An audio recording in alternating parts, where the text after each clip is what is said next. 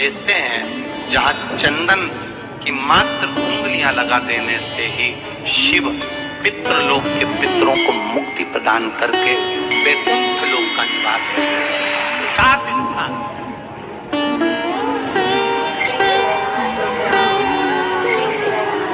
और वो 7 स्थान जो चंदन के बताए गए, पहला भगवान देवाधिदेव महादेव के शिवलिंग पर चंदन का लेपन। समझ लेना जरा बहुत अच्छे से। आपको लगता है स्वप्न में कोई मुर्दे दिख रहे हैं या कोई जल रहा है या कोई मर रहा है या कोई चला गया है, ऐसा भय लगता है। बच्चों को मानी भेजूंगी ऐसा हो जाएगा, पति को मानी भेजूंगी ऐसा हो जाएगा, कोई हमारे कोई गलत तो नहीं कर रहा है। आपको लगता है 7 स्थान चंदन के बताएं। पहला शिवलिंग, दूसरा जहां गणेश जी का स्थान है, मालूम है ना सबको? जम के बोलो जरा, मालूम है ना सबको?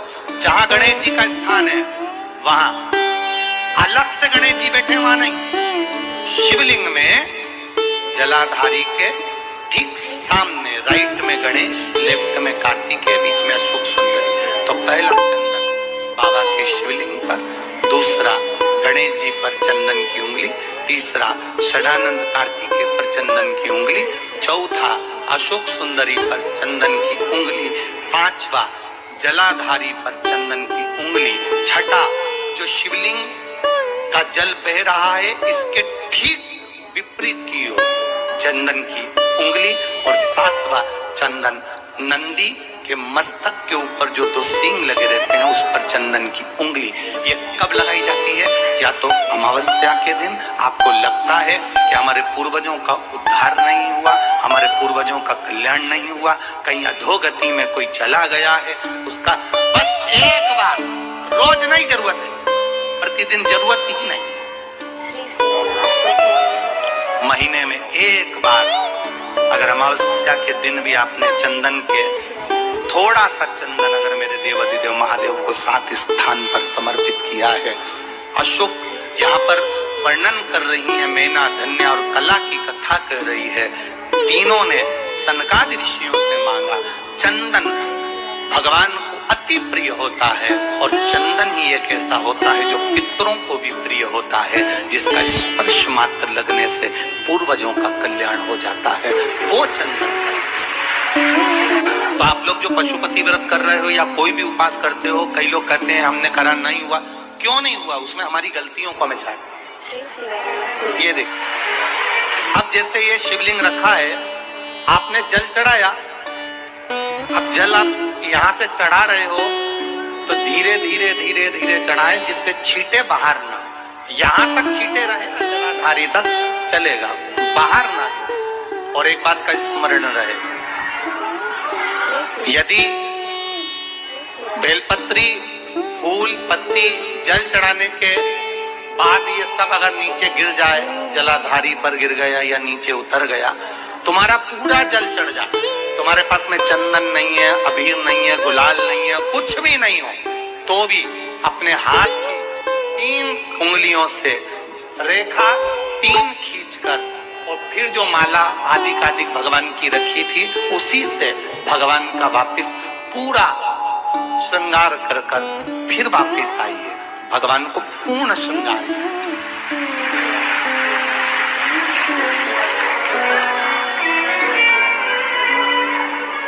भगवान का पूर्ण श्रृंगार कर आइए। कई लोग जल चढ़ाने के बाद में भगवान का जो फूल पत्ती नीचे रखी रहती है, आप, हम ये नहीं कह रहे कि आप अपने घर से लेकर जाओ, आपके पास में कुछ नहीं, 1 लोटा जल चढ़ाओ, जल चढ़ाया, जो फूल पत्ती नीचे रखी हुई है उसी को उठाकर उसको रखकर उसी फूल से भगवान का खूब सुंदर भगवान का कर फिर आइए। क्यों? शिव का जब हम श्रृंगार कर आते हैं, माता पार्वती जी ने देवाधिदेव महादेव का श्रृंगार किया है, आप लोगों के स्मरण में होगा।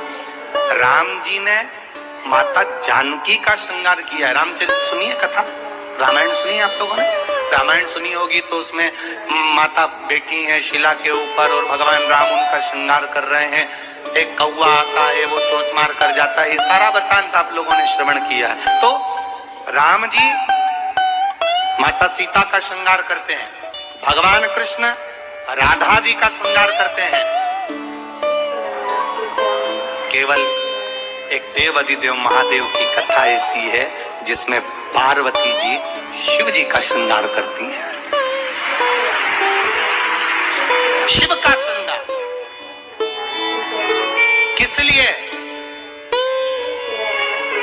क्यों? कहा जल चढ़ाने के बाद वहीं पर पड़ी हुई पत्ती से, फूल से, जो चढ़े हुए फूल हैं, चढ़ी हुई पत्ती है, चढ़ा हुआ निर्माल्य है, जो भी शिव जी का है, उसी को धोकर वापिस भगवान का श्रृंगार कर आना चाहिए। किस लिए कि हे भोलेनाथ, जब मैं इस संसार सागर से जाऊं, अखंड सुहाग लेकर पूरी श्रृंगार कर इस धाम से जाऊं। ऐसी कृपा जो पढ़ाओ, जो पढ़ाओ, चंदन नहीं है, हाथ से चंदन का स्मरण होना लेकर आइए कि मेरा ये कार्य है बाबा और आपको करना है।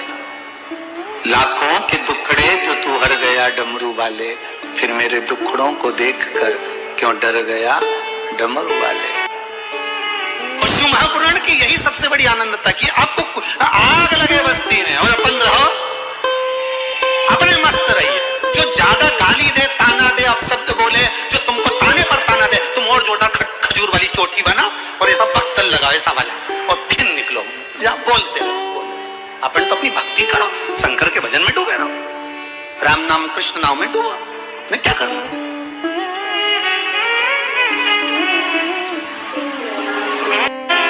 महाराज,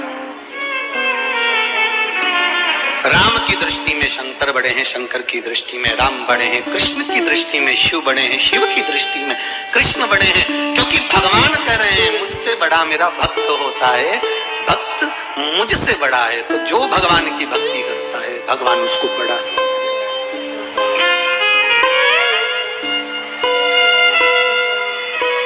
फिर वो कैसा भी भक्त हो। देवराज नाम का ब्राह्मण चोरी का धन लेकर शंकर जी के मंदिर में गया था। ब्राह्मण देवता कथा सुना रहे थे और एक क्षण की कथा उसके कानों में पड़ गई और वहां से वो चल दिया। अब जो ब्राह्मण देवता कथा सुना रहे थे उनको क्या मालूम था कि चोर है, वो तो भक्त समझ रहे थे।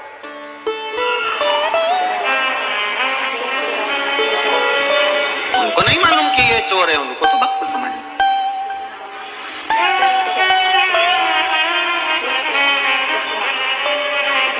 जैसे बेलपत्र के वृक्ष के नीचे चढ़ाया गया पानी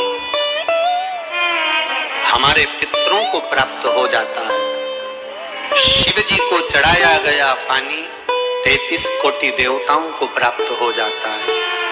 उसी तरह भगवान देव अधिदेव महादेव को समर्पित करा गया एक बेलपत्र 3 लोक के हमारे संपूर्ण देवी देवता जो भी विराजमान है उन सबको प्राप्त हो जाता है। जल की बड़ी महत्वता है कि जल शिव जी को जब चढ़ाया जाता है, जल जब हम बेलपत्री के पेड़ के नीचे चढ़ाते हैं, पीपल के वृक्ष के नीचे जल चढ़ाते हैं, आंवले के वृक्ष के नीचे जल चढ़ाते हैं, तो उसकी कितनी कितनी महत्वता होगी, उसकी कितनी मूलता है। दुनिया के लोग भले ना समझे पर उसमें पहले का नियम है हमारा, पहले जो भोजन होता था, भोजन बनता था, उसमें आंवले की खटास डाली जाती थी। आज के जमाने में तो लोग टाटरी डाल दें, नींबू डाल दें, ये सब बात की बात है। आंवला इसलिए डालते थे क्योंकि हड्डियां मजबूत रहती थी। अब आज के समय में तो कहाँ लोग बस वो च्यवनप्राश मिल जाए आंवले का तो खा ले, पर नियम अगर माताएं बनाए कि आंवला नवमी पर आंवले के वृक्ष से आंवले लेकर आवे, आंवला नवमी के समय पर बहुत आंवले आते हैं तो उसके बाद में उसके पहले कभी भी लिया और आंवले इकट्ठे कर वही जब दाल सब्जी भाजी बनाओ उसमें पटक दो थोड़ा सा एक आंवला, तो उसका जो रस तत्व है शरीर की हड्डियों के लिए अच्छा। तो हमारे यहाँ बेलपत्री का वृक्ष, पीपल का वृक्ष, आंवले का वृक्ष, इन तीनों जगह पर जो जल चढ़ाया जाता है उसकी महत्वता भी हमारे यहाँ दर्शाई गई। प्रैक्टिकल करना, जब जिस दिन लगे कि व्यापार ठीक नहीं चल रहा, आज लगे कि आज पैसा चाहिए और आ नहीं रहा, आज तुम्हें तुम्हें 5,000 की, 10,000 की, 50,000 की, 1 लाख, 5 लाख की जरूरत है और कहीं से आवक नहीं है, भगवान कहीं ना कहीं से आ जाए, इसी कृपा। तो तत्वेश्वर महादेव का नाम लेकर एक पुष्प उसका अंतर रख दो, जिस जगह से तुम कमाते हो, जिस जगह पर, जिस गादी पर, जिस कुर्सी पर तुम बैठते हो, उसके सम्मुख में उस पुष्प का मुख बाहर होना चाहिए, उसकी डंडी, उसका जो डंडी का भाग है वो हमारी ओर आकर्षण। जैसे भगवान को जो फूल देते हैं, आपको मालूम होगा ना, भगवान को जो पुष्प देते हैं तो पुष्प का मुख कहाँ रखते हैं? भगवान की ओर, ठीक है। मतलब जैसे भगवान गोपाल जी बैठे हुए हैं तो भगवान को अगर आप पुष्प दोगे तो फूल का मुख किधर रखोगे? भगवान की ओर। डंडी का मुख किधर रखोगे? अपनी ओर। उसी तरह जब अपने कार्य की सिद्धता के लिए अपन कोई कार्य कर रहे हैं, किसी को देना है हमको, तो ये पुष्प का मुख बाहर की ओर रखना। हमको जब काउंटर पर रखे तो सम्मुख रखे कि इससे हमें कुछ प्राप्त हो। पर दुनिया के लोग उल्टा फूल चढ़ाते हैं भगवान को। तुम हमेशा देखना, शंकर जी के मंदिर में जाएंगे तो जो शिवलिंग होगा ना, शंकर भगवान का, जितने पूजन करने वालों को देखोगे ना, ये शंकर जी का शिवलिंग, तो फूल कैसे चढ़ा के आएंगे? ऐसे जमा के आएंगे, डंडी भगवान की ओर कर देंगे, फूल अपनी ओर कर देंगे, ऐसे भगवान को चढ़ाएंगे। फूल का मुंह अपनी ओर, डंडी का मुंह तुम्हारी ओर, मतलब ताकि तुम ही चुभे हमें तो अच्छे। लोगों को पुष्प चढ़ाना भी नहीं आता, पुष्प भगवान को देना चाहिए। बोलो रे भाई, भगवान को रिझाने के लिए कितने फूल भगवान को देना चाहिए।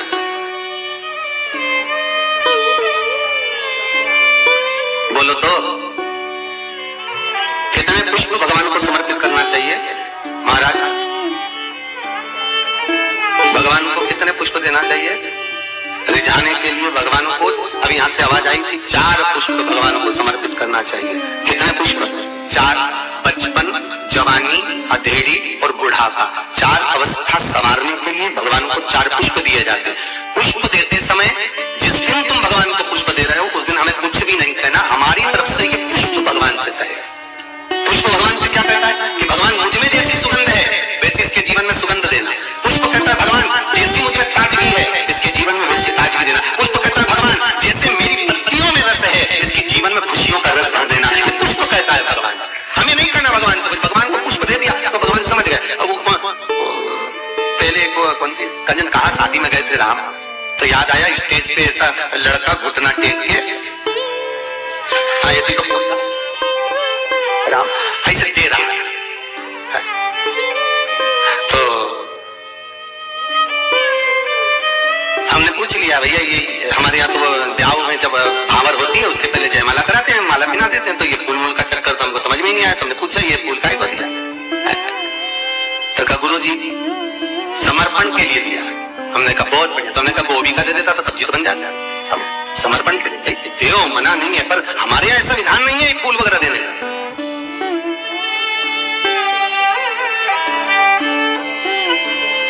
आप भले दुनिया के दिखावे के चक्कर में कुछ भी करो वो अलग बात है, पर हमारे शास्त्रों में ऐसा कोई प्रमाण नहीं कि पुष्प आप किसी संसारिक मनुष्य को दे। पुष्प अगर दिल से कुछ देना है तो वो भगवान को दो, भगवान को समर्पित। कोई गुरु है, सतगुरु है, हम तो उनके लिए भी कहेंगे अगर कोई गुरुजन आया तो उसको पुष्प देने की जगह पत्तियां निकाल कर उसके चरणों में बिछा दीजिए। हमारा गुरु के चरणार, जैसे शबरी अम्बा, आप ही की यहाँ की शबरी अम्बा रोज सेज बिछाती थी, बुआरी काटती, लगाती, भगवान के लिए सेज बिछा कर रखती। भगवान आएंगे इंतजार करती, बाट जोती, आएंगे और भगवान आए, भगवान प्राप्त हुए। और जब शबरी अम्बा के दरवाजे पर जैसे भगवान के लिए पुष्प बिखेर देती है, आप भी गुरुजन के लिए, परमात्मा के सुख के लिए, आप ये नहीं कि भगवान को बहुत कुछ दो। भगवान को अगर 4 पुष्प भी दे रहे हो तो बहुत है, और पुष्प भी नहीं तो एक पंखड़ी भी आप भगवान को दे रहे हो तो भी चलेगा। तो यहाँ तो शिव महापुराण में तो ये भी नहीं लिखा कि पंखड़ी भी दो। शिव महापुराण तो कहती है अपना दिल दो भगवान। क्या दो? अपना मन, अपना हृदय भगवान को दे दो। भगवान को संपदा नहीं, धन नहीं, दौलत नहीं, सत्ता नहीं, तुम्हारा वैभव नहीं, कुछ भी नहीं चाहिए।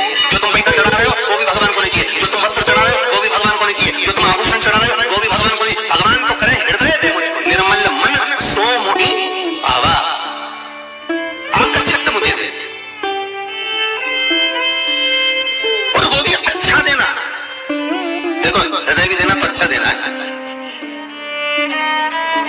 और भगवान को वो दो जो भगवान के पास में नहीं है। हम भगवान को वो देते हैं जो भगवान के पास में, लिया जरा वो फूल ले जाओ, भगवान को गेंदा का फूल चढ़ा दो, माला चढ़ा दो, ये चढ़ा दो। तो भगवान को, भगवान से भी तो पूछो तुम्हें अच्छा क्या लगता है, बताओ तुमने, तुम्हारे लिए वो लिखा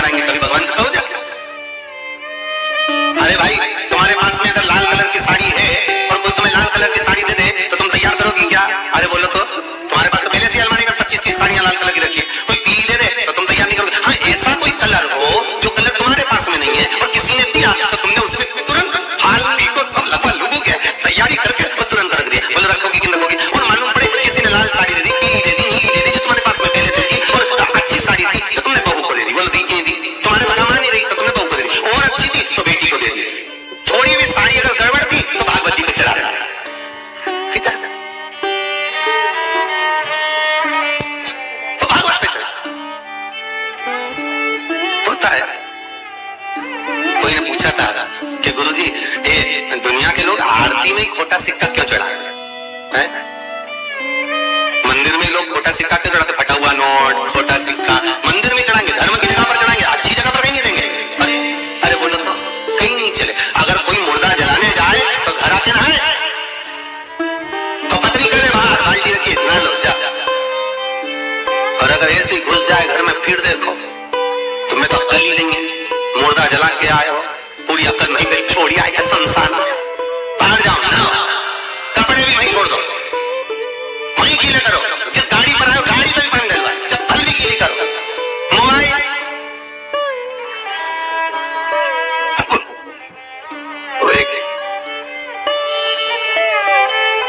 पता नहीं बोली धीरे से मारा तो पानी छीट दूंगी। अब विचार करना, वो संसार की राह कहीं नहीं चले, पर एक ही को चले। किसको? महादेव। वो उसके पास ऐसी चले कि वही भस्मी करोड़ों की हो जाती है।